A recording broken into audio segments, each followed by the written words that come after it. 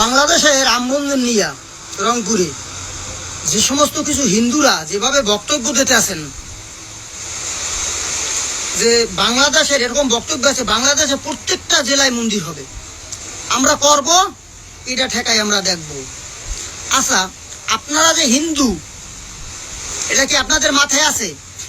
এই সমস্ত বক্তব্য কার ইন্ধনে দিতে আছেন? কোন দেশের ইন্ধনে দিতে আছেন? কারণ আপনাদের তো বাড়িঘর ভারতে, আপনারা ভারতে চলে যাবেন।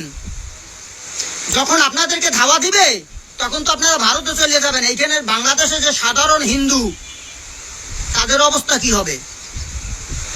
আপনারা তো ভারতের এজেন্ট, আপনারা ভারতের এজেন্ট, ভারতের হয়ে আপনারা কাজ করতেছেন।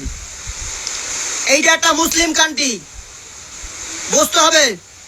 বক্তব্য যা দেন মাথায় রাখবেন। বাংলাদেশের মুসলমান ক্ষিপ্ত হয়ে আপনাকে কিন্তু ধাওয়ানি দেবে, আপনাদেরকে ধাওয়ানি দেবেন, পার নিচে মাটি থাকবে না।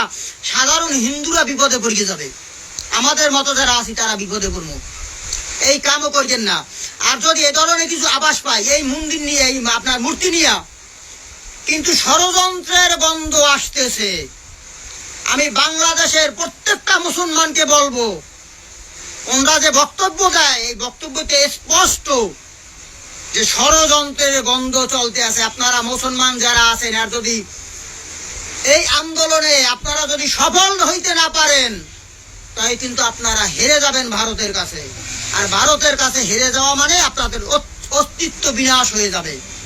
তাই বাংলাদেশের প্রত্যেকটা মুসলমানকে বলবো, ওরা যেভাবে বক্তব্য দিতেছে, ওরা যেভাবে কাজ করতেছে, আপনারা সঠিকভাবে রাস্তায় নামেন।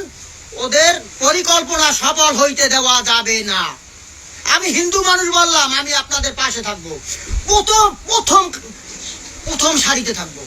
আমি ওয়াদা দিলাম আপনাদের কাছে।